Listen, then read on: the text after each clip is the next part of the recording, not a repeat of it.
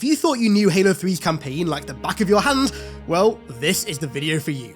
The Halo 3 that Bungie released in 2007 is radically different to their original vision for the game. Not only is it much smaller, but it lacks so much of the variety that they'd originally intended for the game to have. Now, don't get me wrong here, the Halo 3 that we got was still nothing short of superb. A campaign packed full of hyper-memorable moments, iconic lines, and beloved encounters. But today, we're going fully in-depth into Bungie's original Halo 3 campaign, every cut level and story beat, including Guardians, flood-infected scarab battles, a level based on Blood Gulch, and so much more. Seriously, if you thought you knew Halo 3, well, I'm about to blow your mind. Okay, so to begin, I want to break down this image here that I'd never seen up until like a few weeks ago. So this is one of the earliest layouts that Bungie knocked up for Halo 3's campaign, and it shows their original plans for the Earth portion of the game, which, as you can see here, was originally much larger. So the idea was for the levels to kind of naturally progress through the environment of Kenya, beginning at the base of Mount Kilimanjaro and passing through ravines, rivers, forests, cliffsides, and towns, before ending on the edge of the Arc portal at Voi, just like in the regular game. Now, one of my favourite things about Halo 2 and Halo 3 was having Halo's story take place in locations that actually exist now in the real world. It's something that I wish Halo would do more of nowadays, because it creates this kind of unique personal association with this crazy story that's set 500 years in the future, because it's taking place in areas that exist in our reality, and seeing how much more of this Bungie had planned just cements my love for this idea even more. But there's a lot more than just a map of the planned levels in this picture. Now, granted, this is quite a low resolution picture because it was likely knocked up sometime in 2005, but you can actually see the levels that are attached to each location and also some of their respective sections. So, let's go through them, starting from the top. The first level, Kilimanjaro Rainforest, actually does seem pretty similar to Sierra 117, both in its setting and also its proposed layout. Besides the inclusion of a warthog, the first section is just a linear path through a rainforest, the only difference being that it ends in what's called training grounds, which was likely some kind of scaled up tutorial-like section. But the second level, Ravine, is where things start to get quite different. As the name implies, it was meant to be a warthog run descending down an arid ravine at the base of Mount Kilimanjaro, which would then lead to level 3, Riverside, which takes place in a savannah besides, you guessed it, a river, and it had two sections, Bridge and Village. Now, by the looks of it, this village was meant to be an actual rural African village, which would have been such a cool environment to go through and fight Covenant in.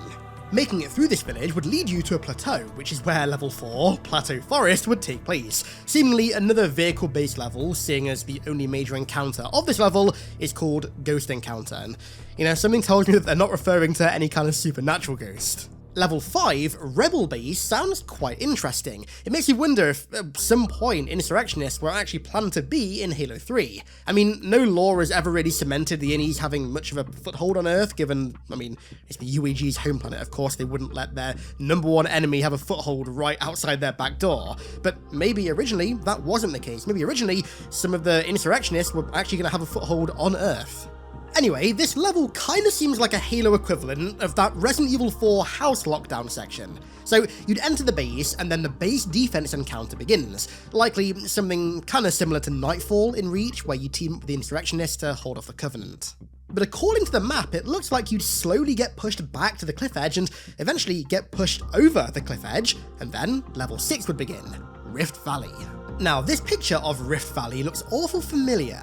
It looks very reminiscent of the location that Chief walks through in Halo 3's announcement trailer, and also, by extension, the location of Halo 3's main menu background as well, and it was set to be the location of probably the biggest Earth level that Halo 3 was meant to get. The level, again, was another vehicle level, and it was meant to span this entire valley. The level looks huge.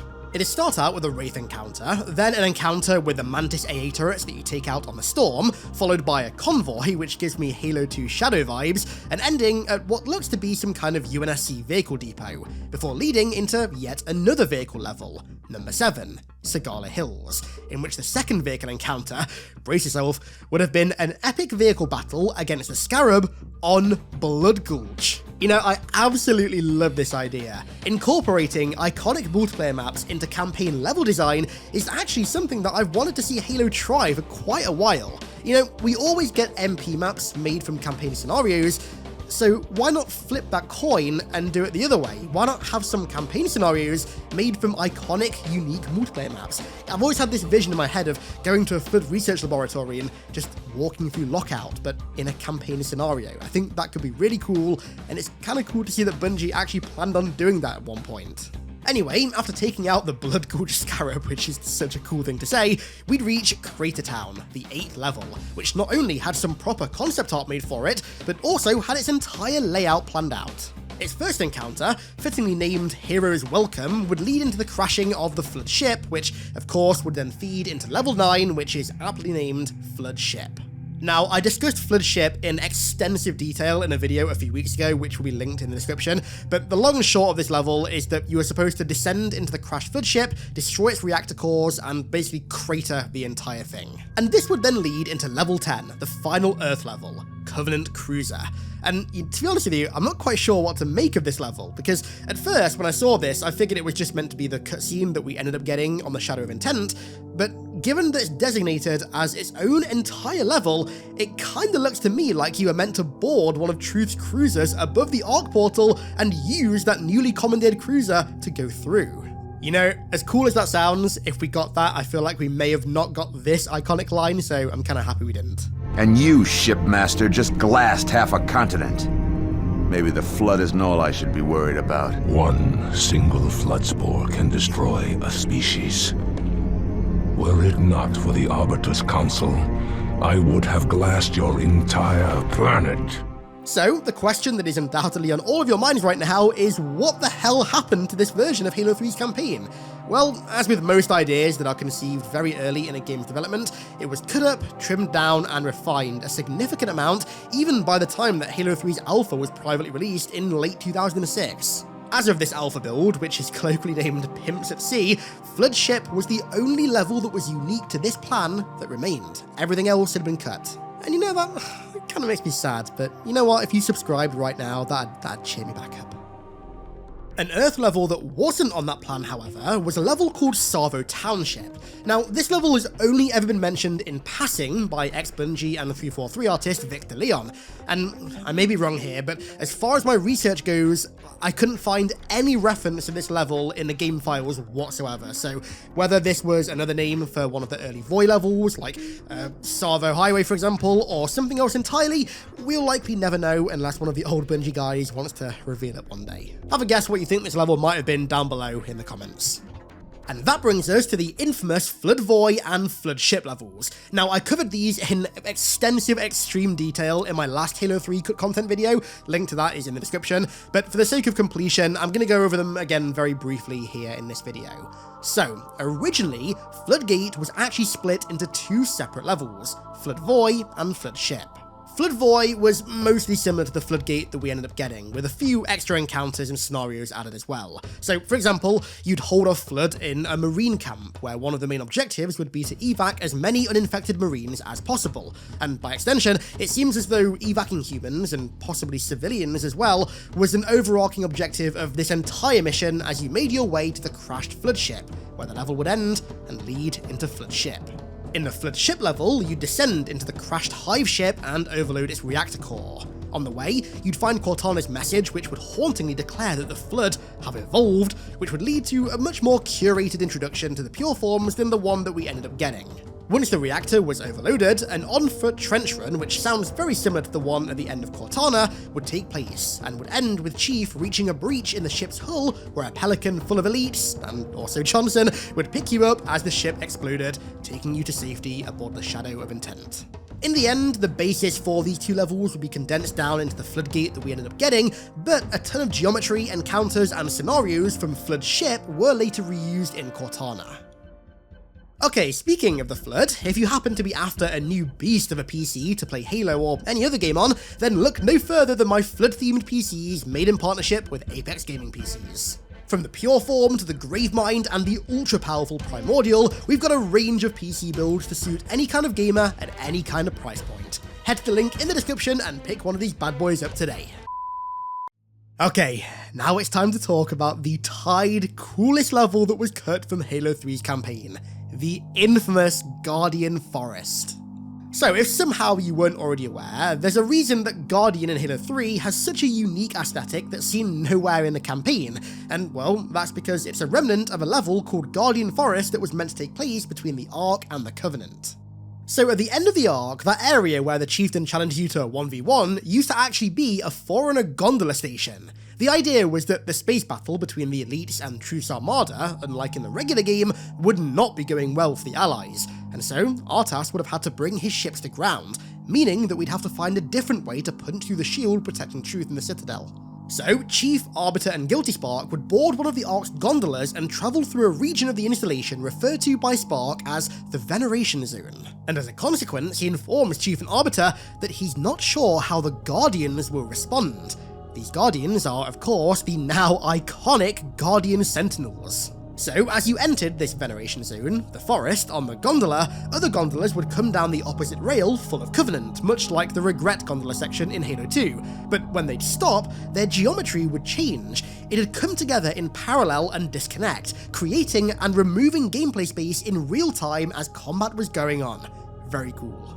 Eventually though, your gondola would suffer a power failure and make an unplanned stop in the foggy depths of the forest. And in your search for a way out, you'd crawl through the creepy forest and ascend the gigantic trees via Forerunner structures that are built into them. As you climbed up them, you'd begin to see signs of battle. A destroyed pelican hanging from the tree, parachutes hanging from the branches. You know, the more little tidbits that I piece together about this level, the more it starts to sound like a Halo level inspired by Vietnam. But when you reach the top of the trees, you'd come into contact with a Guardian Sentinel for the first time. So, according to Dan Miller, who was one of the lead designers on the level, the Guardian Sentinels were an enemy that were meant to fall somewhere between an elite and a hunter in terms of difficulty. The idea was for the Guardians to be introduced with their own vignette, so like a mini skippable cutscene that plays out in real time, and once the Guardian was defeated, you could rip out its eye and use it as a weapon, which is... man, that sounds so metal. Once the Guardian was dead, you'd be informed, likely by Spark, that this detour could actually be used to your advantage, because the Guardian Forest complex is home to the Ark's defences, which, given the fact that the Allies are suffering heavy losses in orbit to Truth's fleet, is a pretty big game changer. So, to reactivate the Ark's Sentinel defences and turn them on Truth, you'd hop in a Hornet or a Banshee and fly around this vast forest, activating 3 generators. Now, this is just my assumption, but given that you'd need enemies to fight during this section, I think it's safe to say that you'd be fighting more Guardian Sentinels in the air, as well as Sentinel Enforcers. Now, the Sentinel Enforcers, my beloved, my favourite kind of Sentinel, are mentioned in one of the early drafts of this level, but aren't specifically mentioned anywhere in the early Halo 3 script that I'm getting a lot of this information from. But, you know, given that the Enforcers are anti-vehicle Sentinels, I think it's fair to assume that they'd show up during a vehicle section in a Sentinel level. Once the final generator is activated, you'd suddenly find yourself sealed inside its chamber. It'd then turn out that the facilities that you were going to activate these generators, in fact, weren't facilities, but rather were the inside of a gigantic Strato Sentinel, which nowadays we know as a Retriever Sentinel. Now locked inside its core room, the Strato Sentinel would awake and begin rising from the forest floor, chunks of dirt and moss tumbling from its metal belly as it heads skyward. When you'd finally find your way out to the exterior of the Sentinel, you'd look out and realise that you were already far above the forest canopy. As you look out to the level skybox, you'd start to see a load more Strato Sentinels start rising above the canopy as well, and they'd all begin to attack Truth's fleet. The Covenant ships would open fire and a second space battle would ensue, but the Sentinels are nigh on invulnerable. The one that you're standing on would suddenly start heading for a cruiser directly above you, and so you'd have to make a quick escape. Luckily though, Johnson's in the area with a Pelican. He'd fly it beside the Sentinel, matching its speed and prompting you to manually jump off the Sentinel and into Johnson's Pelican, where the final cutscene would play and the level would end. In this cutscene, the sky above would be wrought with chaos. Chief would land with a heavy thud on top of the Pelican, flying once again pretty well for a brick, before giving the Arbiter, who was with him the entire time by the way, a hand into the troop bay. Then, as the Pelican pulls away, Chief, Arbiter and Johnson would watch as cruisers and other debris of battle fall from the sky, glowing like embers from a great fire. Artas and the Shadow of Intent would be saved, and the Ark's surface would be littered with the wreckage of countless Covenant carriers. With his fleet dealt with, the Allies now have a clear shot at the barrier that's protecting truth in the Citadel, or at least what became the Citadel, so they begin heading toward it. But as they do, another Strato Sentinel rises out of the smoke and almost swallows the Pelican whole. The pilot hardbanks, just avoiding it, and Johnson stares back as they fly towards the distant barrier, and the level ends. And that is the iconic Guardian Forest, a beloved level that was, as we know, eventually scrapped, but elements of it did live on. So Dan Miller, who was one of its designers, was also one of the lead designers on Reach's New Alexandria, for which he reused a load of Guardian Forest's air vehicle segment. So, both Guardian Forest and New Alexandria have you flying through a densely populated environment and landing at 3 different POIs to carry out an objective. Yep, New Alexandria is basically just Guardian Forest reincarnated. You'll never look at that level the same way again. Within Halo 3, the air vehicle segment was turned into the Hornet section that we got on the Covenant, and also the model for the Guardian Sentinel was, of course, reused on Epitaph as a hologram, purely because the multiplayer team just loved how it looked. But now we know that that hologram is, of course, Offensive Bias, who takes the form of a Guardian Sentinel. This level is absolutely legendary, and honestly, if we ever end up getting Halo 3 Anniversary or a Halo 3 Remake, I would do 1,000,000,001 things to have it be built to Bungie specifications and added to the game. However, Guardian Forest wasn't the only cut level set between the Ark and the Covenant. So, in a similar way to how Floodgate was once 2 entirely separate levels, the same was also the case for the Covenant. It was split into Alpine and Forerunner City. So, let's cover Alpine first. Alpine was essentially the first half of the Covenant as its own dedicated level. The Pelican from Guardian Forest, containing Chief, Johnson, Arbiter, and a bunch of Marines, approach the barrier while Johnson, chewing a cigar, gives a pre-battle speech. Eventually, once the second tower was deactivated, you'd get your first Cortana moment since going to the Ark. A garbled message, mixed strangely with audio that sounds like it could be coming from the elites, largely unintelligible and conveying feelings of desperation and horror. And this moment is quickly followed by the arrival of High Charity. Chief and Arbiter watch pieces of the city's debris come crashing down to the surface, crushing warthogs and slamming into mountainsides, causing a gigantic avalanche. Chief braces one of the Marines to protect him, and all is lost in a flash of white. We then fade back in, and what was once a green Alpine-like level has been consumed by snow. Chief looks up to the portal and sees other chunks of matter floating through the sky like embers, only to be transformed into darting meteors as they hit atmosphere, and are followed by an ungodly roar from the portal. The Gravemind has arrived.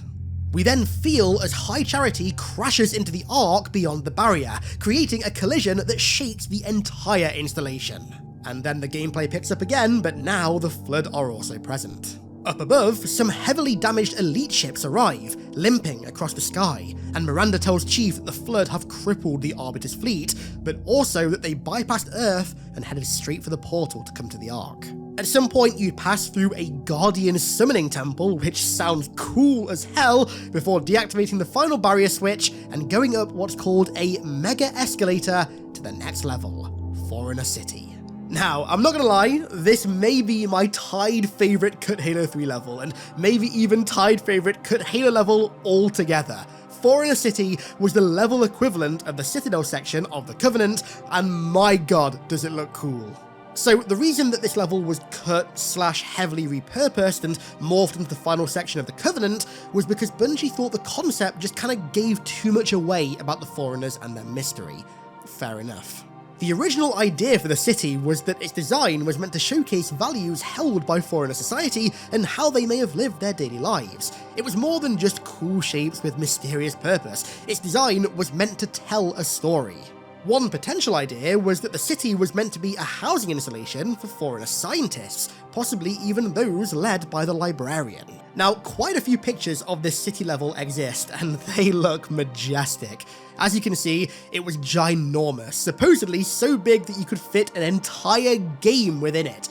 So yeah, pretty damn big. These pictures though, oh my god, these ones in particular, these are from the Halo 2.5 engine, so the version of Halo 3's engine that was on the original Xbox, and this version of the city just looks gorgeous. I love how desolate and abandoned it looks, whilst also simultaneously being consumed by nature.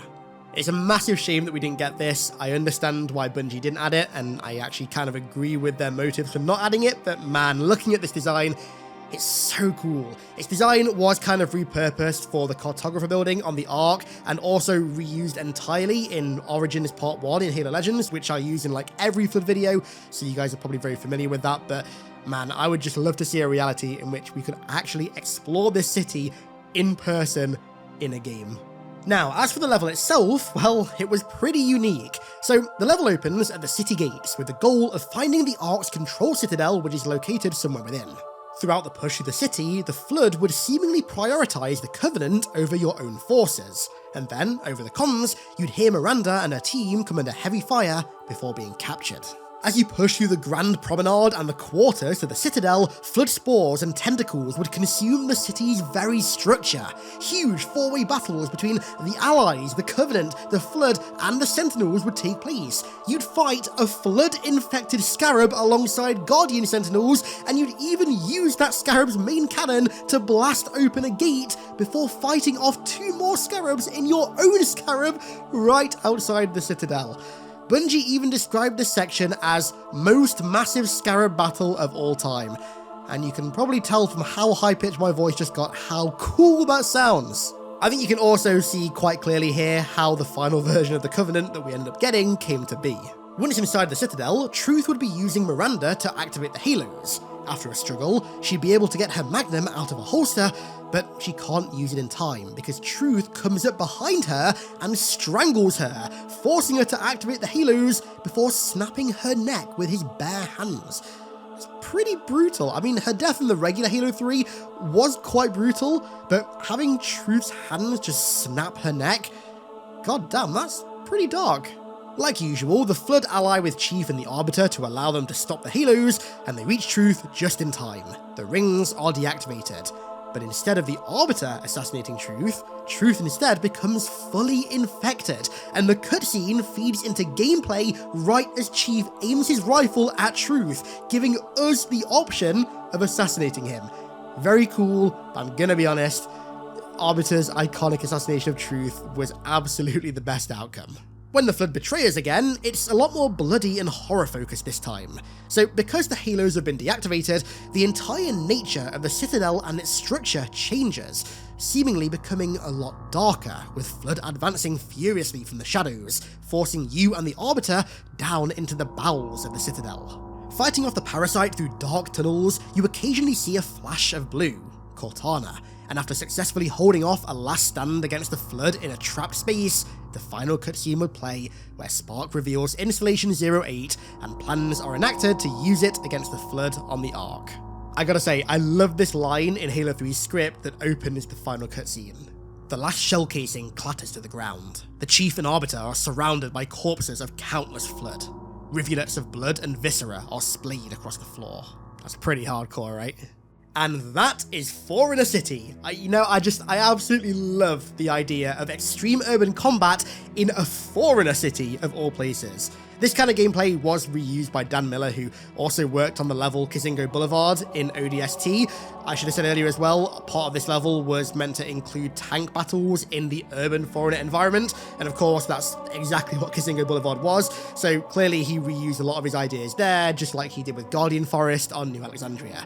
I gotta say though, if/when Halo 3 Anniversary ever happens, they need to resurrect this level somehow. I swear to God, I would go crazy if they did. And finally, we have High Charity, a level that I already summed up in extensive detail again in my last cut content video, but I'm going to cover it briefly here, just, completion.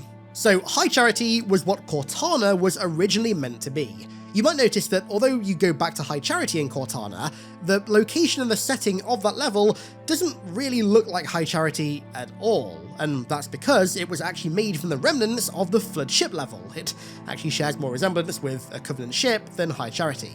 This level though, High Charity, did feel like High Charity. In fact, it was designed specifically to have you retread your steps from Halo 2 to go back and retrieve Cortana, going through some very familiar locations, but also with some pretty major additions in the form of 2 boss battles. The first boss fight was against an army of flood-infected Arbiters in the Mausoleum of the Arbiter.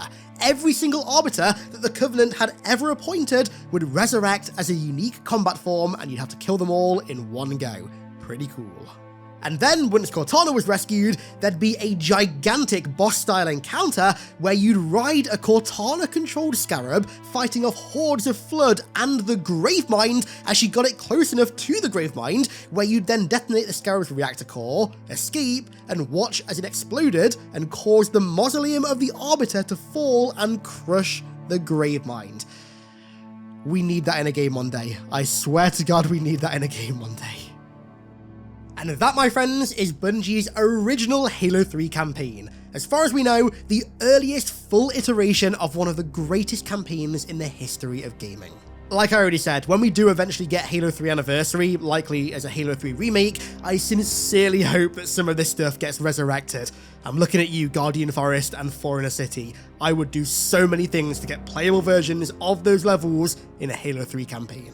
Let me know your favourite cut level or scenario or encounter down below in the comments. And with that said, let's round this video out here because, as you could probably tell through my voice, I don't feel too great right now. I think I've got a flood spore in me somewhere, so I need to go and have a rest. So I want to give a huge thank you to all of my amazing patrons for the continued support over there, as per usual. Thank you all so much, and thank you all so much for watching. I really do appreciate it, and I'll catch you all in the next one.